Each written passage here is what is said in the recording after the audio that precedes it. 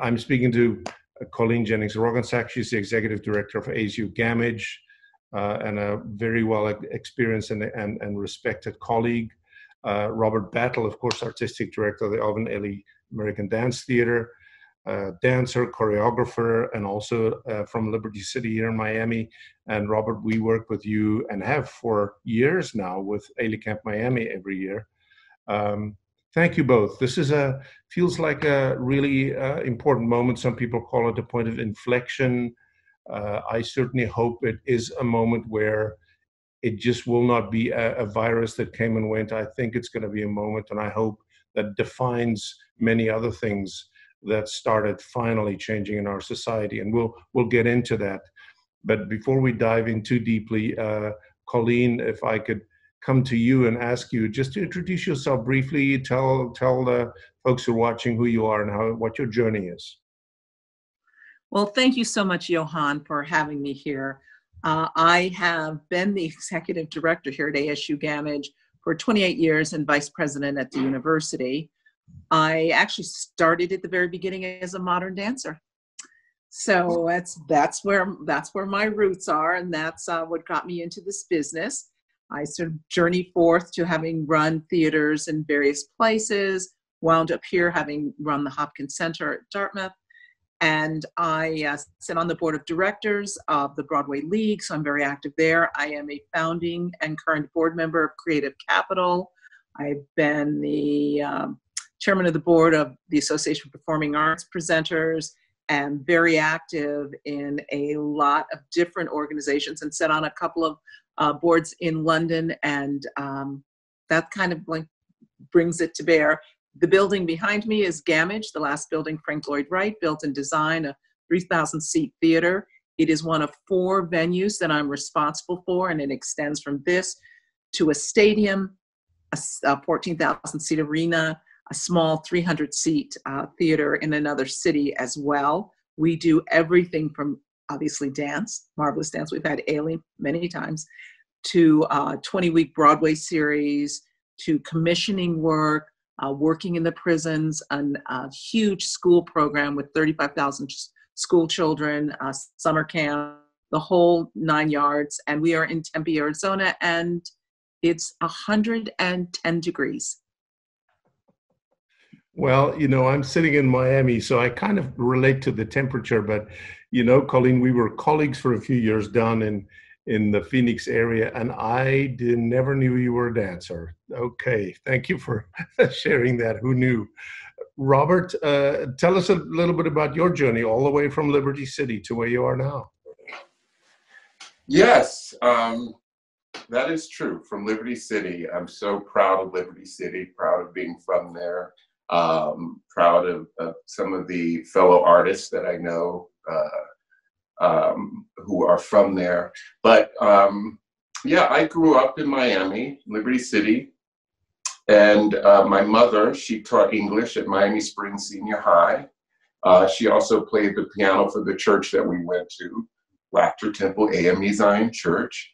And she had a group called the Afro-Americans.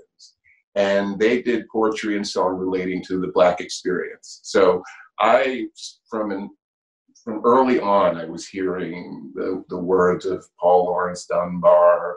I was hearing the spirituals, because they would do it in a way that kind of, it went from from humor to something very serious to something that is theatrical or like a play. And I just watched them work off of each other.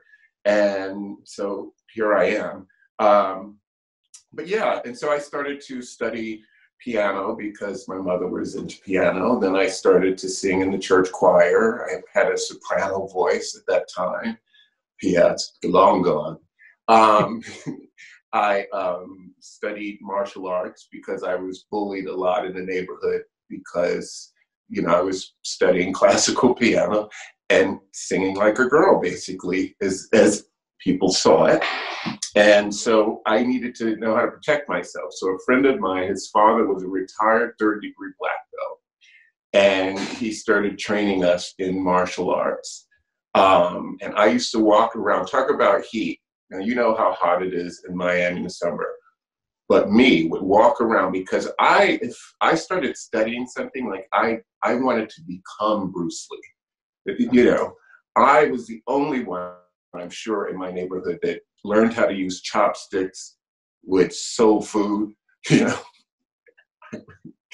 I had a kung fu suit, full kung fu suit and shoes. I would walk around the neighborhood in this hot outfit, like sweating to death. And I always say that people left me alone after that. I'm not sure if it was pity or were they really thinking that I knew something. Either way, it worked. And then I started studying dance because my soprano voice started to go. And so there was something called PAVAC, Performing and Visual Arts Center, where you could study. It was like an adjunct program. So if you had any artistic inclination, that was offered to you. I went to Miami Northwestern Senior High. And then eventually New World School of the Arts started, which of course is an arts school. And I was probably the second class, the second year that it was around, I started attending. I saw the Alvin, Ailey American Dance Theater when they came to touring, and they were at the Jackie Gleason Performing Arts Center. Of course, this is before the Arch was built. And we were bused as young kids to go and see. And I just saw myself, you know, all the spirituals and revelations that I would hear my mother sing, all the songs that she would play, all the poetry that I found in the movement that I heard my mother speaking. It was just all there. So eventually I got a scholarship to go to Juilliard, which I did for 4 years. And then I danced with a small company and also choreographed. And eventually some of my work got set on the Ailey company. And in 2010, well, really 11, it was official, Judith Jamison asked me to succeed her when she retired. So it's been quite a journey. And sometimes I say it, but it doesn't seem real at times because of the nature of the story. It's a beautiful story. I mean, in the strangest ways, I relate to some of it because I grew up in a very tiny farming community, and my music also had to do with, you know, parental social activities on the 19th hole of the golf course, you know, at 3 a.m. on a Saturday. But the other piece I discovered that I have in common with you is I'm a brown belt in karate. So that's not an invitation for you and me to do something together. I'm not that brave, but who knows, Robert, maybe next time when you come, we can share some moves or something. Sounds like a fundraising opportunity. Yeah, we may gain some funds, but we might lose other things. I'm not sure I'm ready for that. Colleen, I want to come to you with the first question. I really am looking forward to talking about our very troubled journey as a community towards social justice. But everything right now is that too is under this cover of the COVID cloud. Yes. Just briefly, I mean, we talk about COVID a lot, but I just wondered, in your world, how has COVID impacted you, and how do you see the way through that? Just to start that. You know, I think one of the things is learning to live with ambiguity, and it's not something any of us are very good at doing, and in particular, those of us in the arts, because we're about deadlines and timelines and curtain going up. And now we're living moment to moment. So I think that's the most difficult part.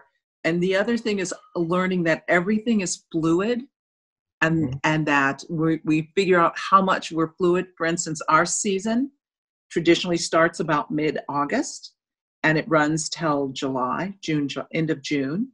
Now we will start in October and then have the season run to the following October. So we have been juggling artists. We've been working with artists, trying to move dates. We were not one of those places that did force majeure. We believed we were committed to artists, and some artists who we were able to change into our digital content, we were able to do that. We now have grown a large digital program, which includes live performances. We just did one with Fuel Theatre out of the UK. We just did that on Saturday at 2 p.m. our time, almost midnight their time, and it was fabulous. It was just a wonderful program. But we also are teaching classes. We're doing a lot of cultural education, both for college students as well as for K through 12. We have learned how to socialize in a way to keep our community engaged. So I have done over 4 town halls, which just open, ask questions. People come on till they fill up, and we've got one of those Zooms can take several thousand people, and we continue to do that. And then we also say, we want you to spend time with artists. So we had done some interviews with Nick Cartel, who played Jean Valjean on Broadway, and we have an opera singer in Spain that we have done some things with. We are in the process now of commissioning a series of small pieces, 3 to 5 minute pieces, in particular pieces by Black artists. And we're actually looking at a series of Black artists curating our season, which probably we'll get into your next question. But COVID has been very interesting. We've also, as a collective of cultural organizations across the state, have said everyone will wear masks. And we did that because some boards of directors have said, no, we're not going to wear masks. We live in a state where COVID rate's high. People are walking around without masks on. So some of those things we've had to do. And then we've had to retrain our team. We have a series of protocols, cleaning protocols.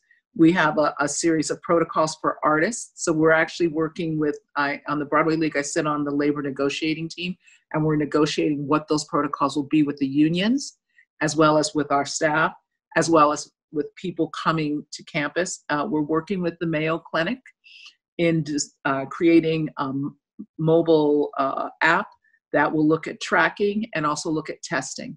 So I'm finding, I'm on a committee looking at how you put plexiglass over an orchestral pit to both protect the players from the people on the stage and the audience from the people on the stage. And so there's all sorts of things that when I started out in this world, I did not think were going to be in my wheelhouse. So I think that's really how it's happening. But mostly we have patrons, just as you have, who said to us they've either gone away to their homes on the beach in California, up in the mountains. They said, we will come back to Arizona when, Colleen, you open Gammage, because then we know it's safe to come back.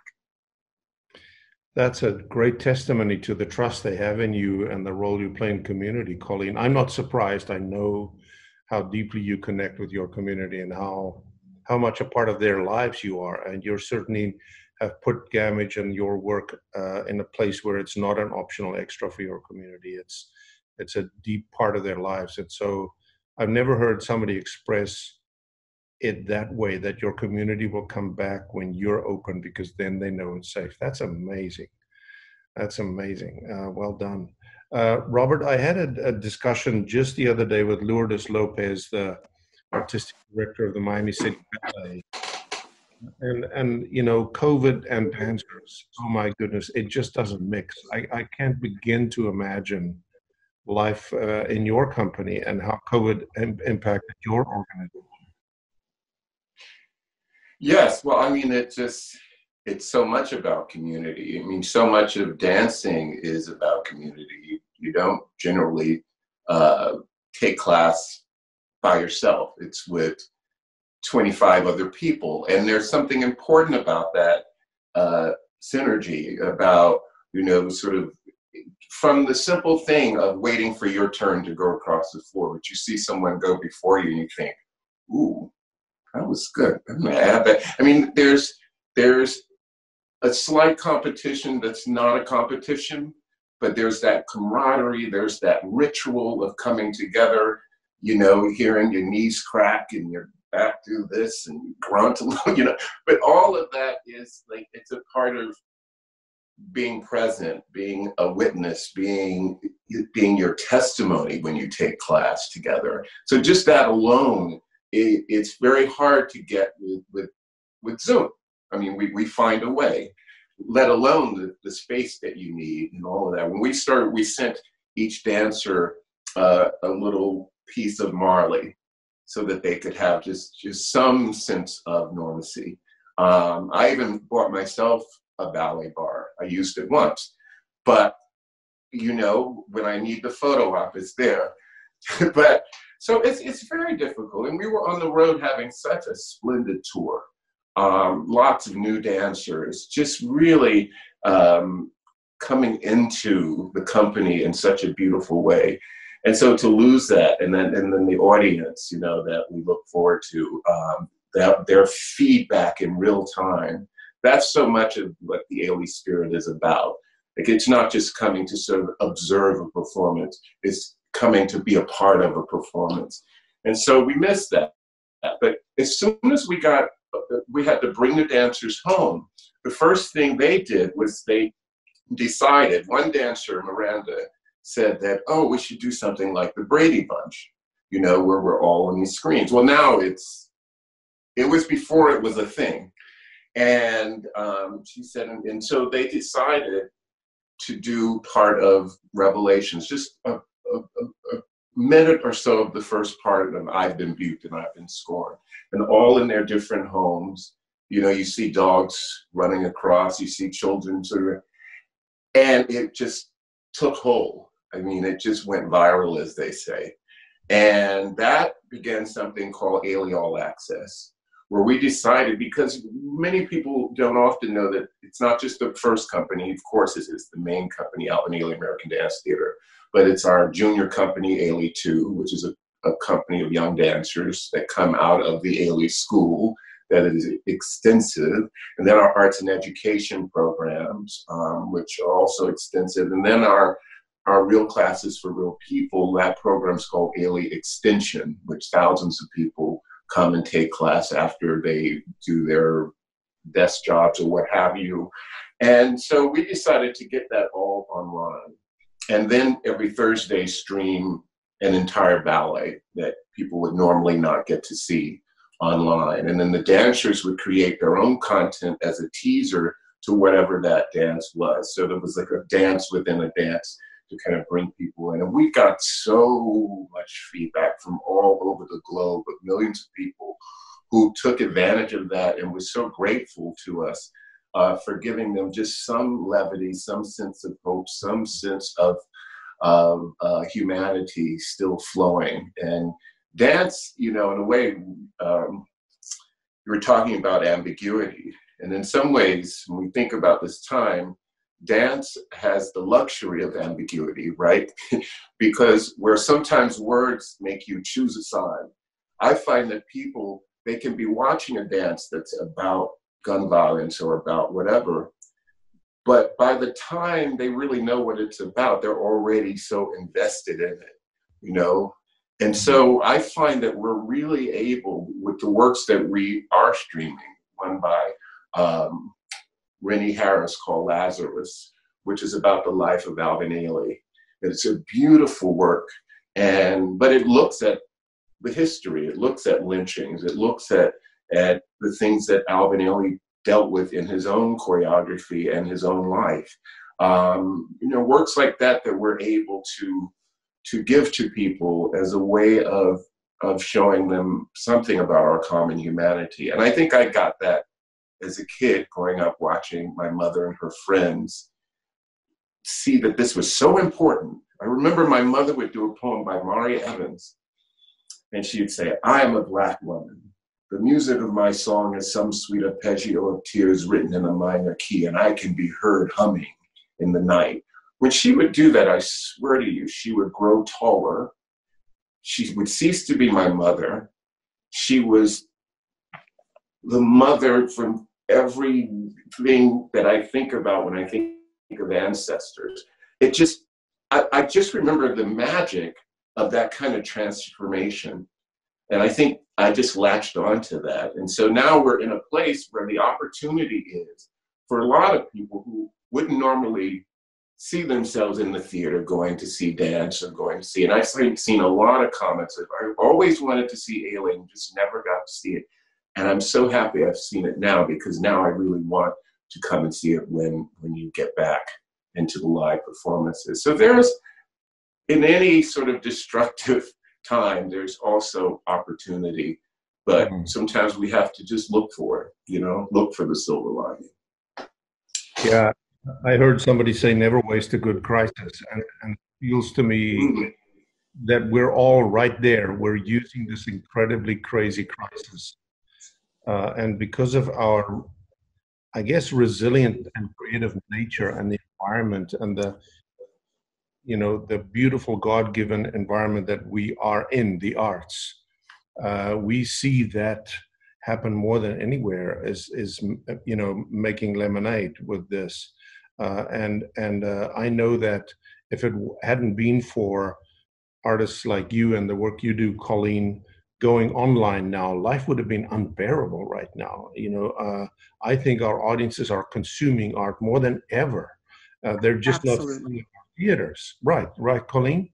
Absolutely, positively. What we have found, and it's funny, I was just having a phone call, and that's Marie Evans, by the way, and I love that poem. It's a fabulous poem. I was just online with Susan Lee, who runs Camp Broadway for the kids, and we were talking about how now with this possibility of Zooming, we're able to bring in kids that we couldn't bring in when we run camp in the summer. We can see 92 kids in the camp, and 92 kids at about $800 a week. So we do as many scholarships as we can. But I said, Susan, this way we can see a lot of kids from all sorts of backgrounds who we have not been able to reach before, and then kind of start a path to getting them to camp when we get back in person, making this a part of the school system. Disney just gave us $120,000 to do our Disney in the Schools program, which we are now discussing how we do that digitally and what we do digitally with that program. But I think it gives us, you know, necessity is the mother of invention, but it gives us the opportunity to do that. And also, and Robert will appreciate this, there are so many young people with talent, and they all don't get to come to New York. So we actually get to say, we just did this last week, we're doing a Zoom, and we want you to do it for us and we have 80,000 subscribers to our email program, for the folks to see your work and see your talent. And we're going to invite some other people who can help you with that talent move ahead. So I think it is a great opportunity to do that. Nothing replaces real life. Nothing replaces us together, breathing together, going on a journey together. But this is the next best thing. And artists are learning to work in this format. And I think that's sort of interesting, expanding their wheelhouse as well. Well, because of COVID, of course, our Ailey Camp Miami this year is virtual. And so apart from everything you just said, Colleen, I just keep thinking about how special and intimate is it that our campers are now in each other's homes, which they've never been. They always come to the Arsht and they meet each other there and they bond and they love each other, and it's wonderful. And there's nothing that can replace it. But now all of a sudden they're going to share intimate pieces of their lives in their bedroom, in their lounge. You know, it's very private in a way, and I'm sure it's not easy for some of them, and etc. We're having to provide all of them with iPads so that they have the technology to do this. But it takes it to a level of intimacy, which I was surprised to realize that there is intimacy that you get through this medium that you do not get when you're live in a theater. But you touched on this, both of you. I do want to just switch gears a bit. So COVID obviously has a huge impact on all of us, and we're finding our way through in very creative ways. And I'm inspired by your examples and your work. Hard as COVID is, it's going to come and go. That's just how that is. But it's also exposed some underlying issues in our society. Again, it has shone a light on flaws in our society, flaws that feels to me like it just cannot be ignored or minimized anymore, or delayed, or put off. It feels like a moment where, our dream of social justice and racism being a thing of the past, we might just have taken one step closer. I hope so. We know that those issues are still with us, and disproportionately so for the African American communities. And here we are again in the aftermath of George Floyd's murder and the response to that, which is not over. What are you thinking about, Colleen? I'm going to come to you first. What are you thinking about? And is this moment, I'm going to ask you, my next question will be, what do we do in the arts in this moment? But for now, just as a human being, a professional, a community leader, what are you thinking about? And is this moment different? I think this moment is different. It's interesting because Robert talked about growing up in Florida, in Liberty City. I lived in 13 states and 2 foreign countries before I was out on my own. My father was in the Air Force. We moved all over the world. So I see the world very differently, and I see this country very differently. And I spent a great deal of time in Japan during a lot of crisis times in this country. I think this is a different moment because it is a global moment. The world is reacting to our inhumanity to Black people. There's always been the Tulsa event in 1921, and we're doing an amazing project with Paul Rucker, who is a cellist and a visual artist, and we're doing a project with Corcoran. He actually keeps a lot of things, and he has warehouses of things, but one of the warehouses is the interior of one of the banks on Black Wall Street, the entire interior, as only Paul could capture that. But the world is thinking about this, is marching about this, is saying it is wrong, the world. And it's impacting our international relationships. It's impacting, we're obviously at a university, our international students, as well as folks here. So truly, we are not alone in this. So that's why, as a human being, I think this is a different moment. And as a human being, knowing habits are hard to change, I don't think everything's going to miraculously be better. Thus, what happened with Rayshard Brooks in Atlanta. It's going to take a long time. It is a long journey we are on, but I do not believe we are on this journey alone.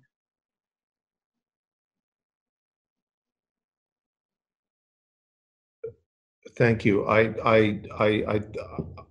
think you're right. I started my journey towards racial justice in South Africa during one of the worst examples of racism in history, and my eyes opened, and I know how difficult that journey was and how long that took, and what it took to change it. And I see some of the elements that I realized at the time. One is the involvement of the arts, but I also saw in South Africa that more than just the Black community started saying that this is wrong. More and more white people started saying, wait a minute, this is just not good. And more international voices were beginning to say, this is not good. It became bigger than just within South Africa. And I think I sense some of that here. I'm not an American historian, but it just feels to me, because I've been keeping my eye on the American story for years. This is something I'm intensely interested in, especially as an arts practitioner. So, Robert, what are you thinking about at this time? As an art practitioner, as a human being, as an ex-Miamian, what's going through your mind? I agree. This feels different to me in terms of the young people that I see getting involved, not just in the protests, but also just in general, speaking up and speaking out. My own dancers being even more engaged than ever, and sort of learning from them,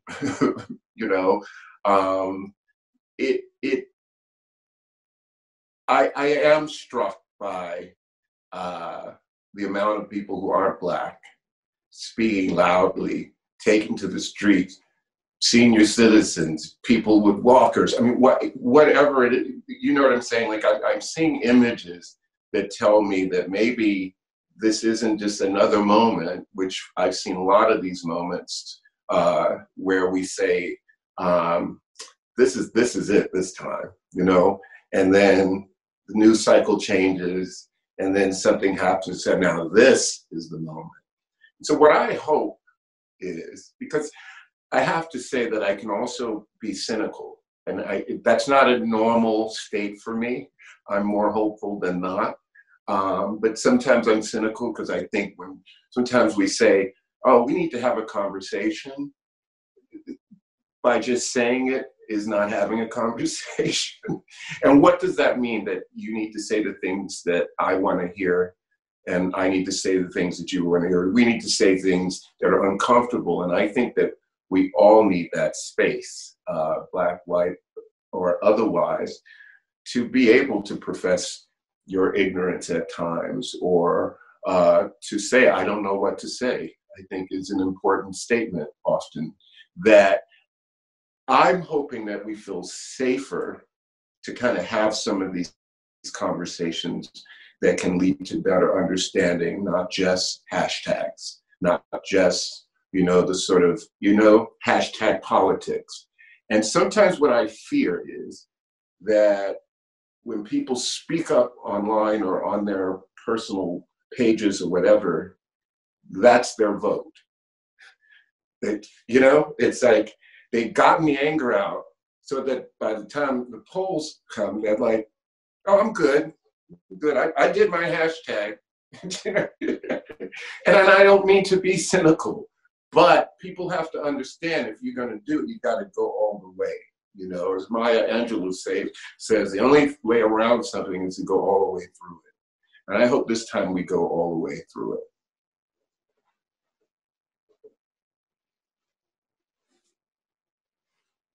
You're reminding me, Robert, we had a staff gathering which was painful and cathartic and incredibly important a few weeks ago around this issue, where we just created a safe space where all our staff could just talk. And after that, it opened up a whole lot of revelations for people who, like you say, potentially thought they were well-intentioned, have been doing the right stuff, and yet didn't fully understand. An example would be some of our Black colleagues would share with us that, yes, the Arsht is doing good things, and yes, the Arsht is, but when this moment came and action had to be decided, it felt to the Black colleagues that it was their burden to fix,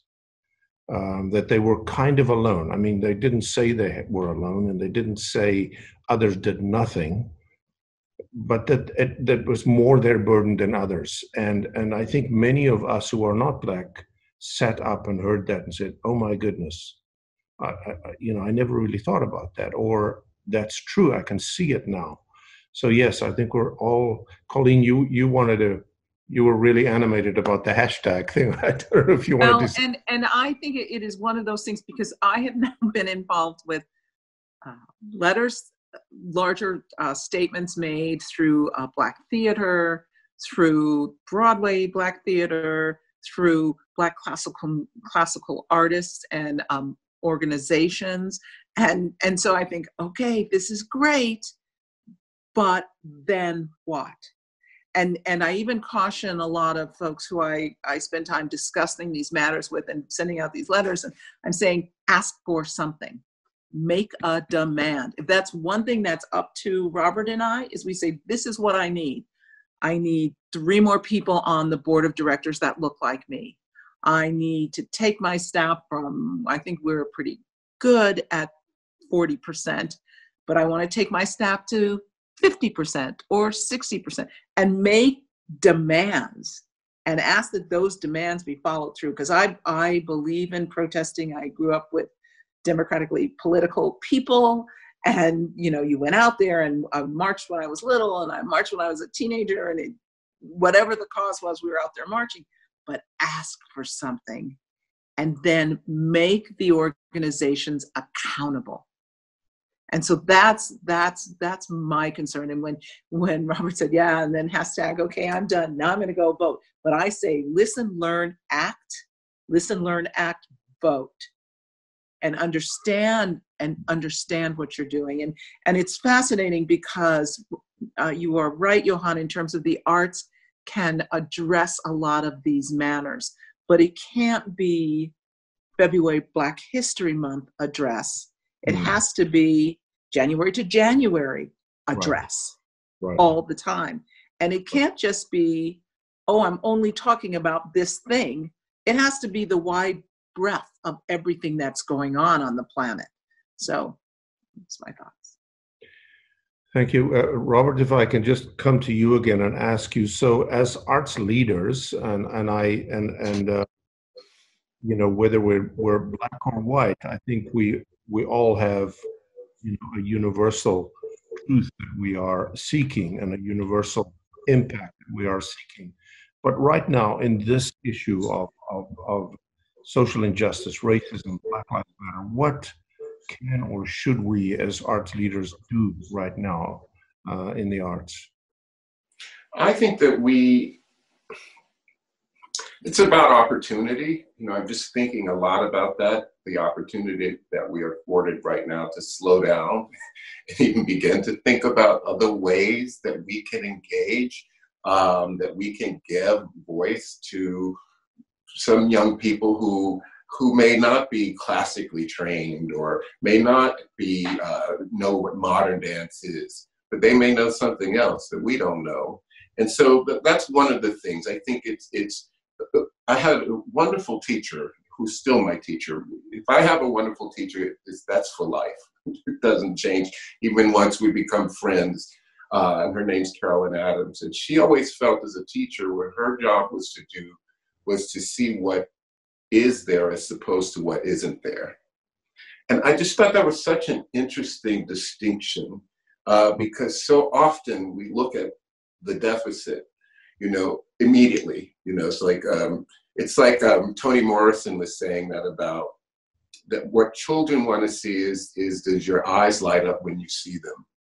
Not, oh, fix your shirt, put your thing, everything that's wrong with them, but do your eyes light up?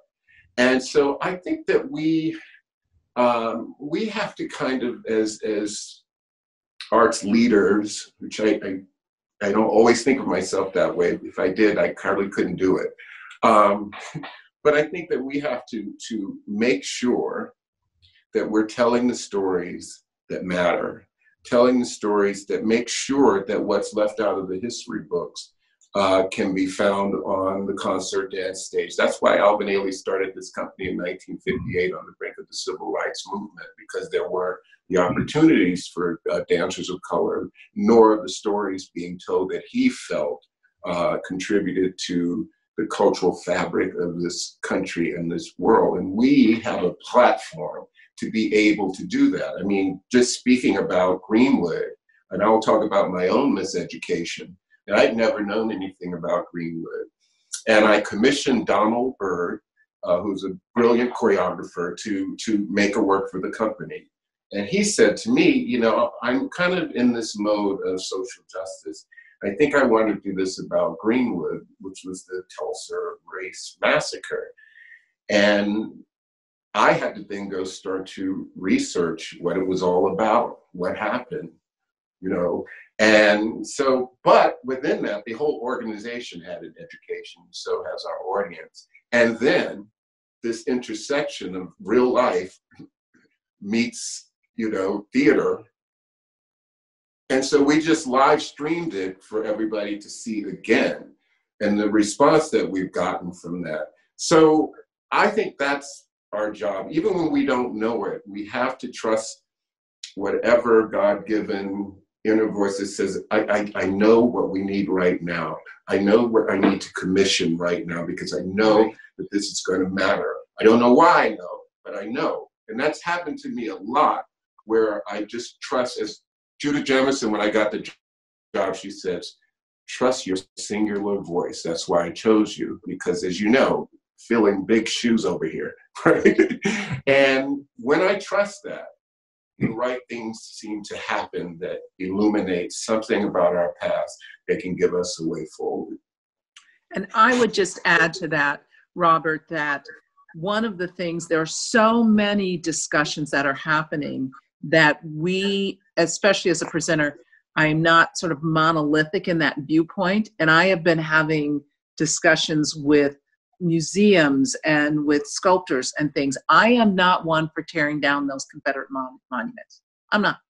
I'm one for hiring artists to build conversations. And when you look at Kehinde Wiley's piece, Rumor of War, holy smokes, Karen Walker's piece, which was at the Tate Modern, what a dialogue. I even think about the Defiant Girl facing the bull on Wall Street. It's a conversation, and our artists can be hired to make those, and that you have a conversation about what it is that's happening. You don't have like every so often another thing happens and then people go, no, let's tear that one down again. Let's tear that. No, leave them up there, and then let's make a contemporary statement right side by side. Discuss it in school, talk about it. That's where our commitment should be. And to the young people, make your statement visible and let us honor it by having artists, certain age, having Black artists, having artists make those statements. So I really think that we need to look at a lot of different lanes. I'm not just only in the performance presenting lane, but I'm in other lanes where I have the opportunity to talk to people and say, let's think about this differently. Let's act differently. Let's put our resources in places differently. I love that. We have a beautiful sculpture that we installed in December for a few months that is called All Power to All People. I don't know if you've seen it, but it's on our website, which is our image right now for this whole issue, and it depicts an African hair pick, but beautifully sculpted and massive. It's like 30 feet high. It's been sitting on our plaza now for 5-6 months. As you say, Colleen, there are more ways of expressing who we are and what we really care about. But you also, I want to take you, Colleen, to the last question, which is about action, and the point you made earlier. You know, good intentions are good, and we all have those, I would like to believe, or most of us have those, but they have to be turned into sustained, meaningful action and change. And I just wonder what examples you might have that you've experienced or think about for successful but specifically systemic change, which is the South African example I mentioned was a systemic change because racism was institutionalized there. So it had to be more than just a few words or a new constitution even. It had to be a systemic change. And I wonder what examples could we learn from that you might be aware of? Well, and I think the Broadway League Board of Directors I'm going to talk about, and what we just did last week. We have a board. There's upwards of room for 40 on the board. Myself and Stephen Bird are the only African Americans currently on the board. And we said, why is that? Because I believe those who choose, those who make the choices, the boards, who create the artistic directors and the heads, then you get what artists get chosen. And so several things we've committed to doing. We've committed to not only just increasing the board, but it used to be you had to be a full member to do that. And a lot of our younger members, our associate members who are Black and BIPOC, BIPOC, we've said now we're going to have a place for you. We're going to have 3 slots on the board. You don't have to be, of a certain age, of a certain whatever to be on the board. We also are working with our unions. We're working with how decisions are being made. I'm working right now with one of our board members who's actually putting together money, like serious money, like millions of dollars, to say, we are going to have a Black producer, Black choreographer, Black stage artist, Black, who are young coming in, who've not, all of us got our jobs because someone lifted us up. In my case, it was Shelton Stanfield, who said, you can do this and I'm going to lift you up and open that door. We're going to do that. and do that with younger artists and younger folks trying to make a break in that. And so that's another thing we're doing. We're also dedicating resources that will go out to all of the members across so that not only dialogues can happen, but accountability. We're actually going to look at an accountability. Someone said, you have all of these programs you say are diverse and inclusion programs. Are they effective? And if they're not effective, why not? And here's the money to make them effective. And as many organizations are looking at, we are hiring an EDI, an Equity, Diversity, and Inclusion officer. So those are real things dealing with systemic changes. But the key is the accountability person. Yeah. That person who says, I'm sorry, you said you were going to get this done. Not only did not get done, or it didn't produce what you wanted it to produce. So look at doing it differently. But to spend real money, as someone said, Kenny said this when I was interviewing him, but it's not his words, but that a budget is a moral output of who you are. So how, as an organization, you believe you are is where you spend your dollars. Very interesting. You're reminding me now, Colleen, many years ago, I was recruited to come and run a theater in Durban, South Africa, while Mandela was still in prison. So during apartheid, but this theater board had a vision that they wanted to start transforming from an all-white organization to a democratic, or at least a multiracial organization in terms of on and off stage. And they recruited me from Bophuthatswana, where I ran a center, to come and do this. And they said, okay, if we give you the job, what are the first things you think we should be doing? And I, I was a little cocky at that in those years, as we sometimes are. And I said, well, half of you on this board will have to go, and we'll have to put people of color on this board. Half of the senior management has to go, and we'll have to put a majority people of color on senior management. And then I will figure out the budget issues that will change. And I said, all of that has to happen in the first month. And they agreed. They fully agreed. And we did that in 1 month. I mean, it was disruptive and painful and all that. But usually we say we want to do these things, but we say, oh, but it's going to take time, and that's become a euphemism for not doing anything. And then I appointed a Zulu ethnic guy as the accountability officer, or the development officer is what we called him at that time. And I said to all the other VPs of all the other departments, we had an in-house orchestra, ballet, drama company, opera company, ballet company. Every one of them, a third of your budget belongs to this guy.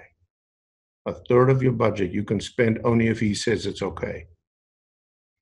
It all goes through that filter. And so nobody could say, yeah, but there's no content for Black theater, or there's no content for Black dance. All those things are so easy to fall back into as excuses. Robert, sorry, I've gone on sharing my own example, but what about you? Examples of systemic changes that we could learn from and execute on? Well, I think you're right. I mean, I just am echoing so much of what you both have said, and we as an organization, we're starting to look at having those organization-wide conversations. I can tell you at least that much, that the dancers in the organization feel very strongly that needs to happen, because sometimes we all can tend to do that as an organization. We navel gaze. We sort of have an idea of what we think we are doing, and then sort of to be told, well, you're actually doing this. And sometimes those are pleasant surprises, and sometimes those are a little hard to hear. Oh, really? Okay. So let's figure out, how we can really meet the mission. And so we as an organization, we're embarking on that journey together of equity and inclusion. How are we, we have all these wonderful pillars, but what about the horizontal aspect of equity and inclusion that can be found in all of those? So that's something that I think is something that many organizations should be and probably are doing. And so in some ways, this moment has created that conversation, because otherwise, we as an organization, we aren't going.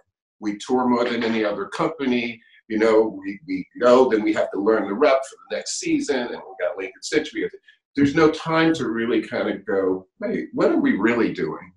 You know, and so we've been doing a branding study as well, to sort of really get feedback about what it is that we think we're doing and what we are doing, and how can we kind of really make those things meet. So it's kind of the same thing. And I'm learning a lot of different language and words, and, you know, kitchen cabinet and the this and that. I'm going, what? What about a tendu and a plie? What about that? It's great. Well, you both have certainly taught me a lot today. I think I've learned a lot from you, and I enjoyed this moment of slowing down and thinking about what we do as a sector. And I appreciate the work you both do. I really do, and I appreciate your connection with our work and the work we universally do in your role in that. It's in good hands, and I appreciate you both very much. Thank you for this time, and I'm looking forward to seeing you both physically in the flesh soon, I hope. Take care very much. Thank you very much. Thank you both. Bye-bye. Thank you both.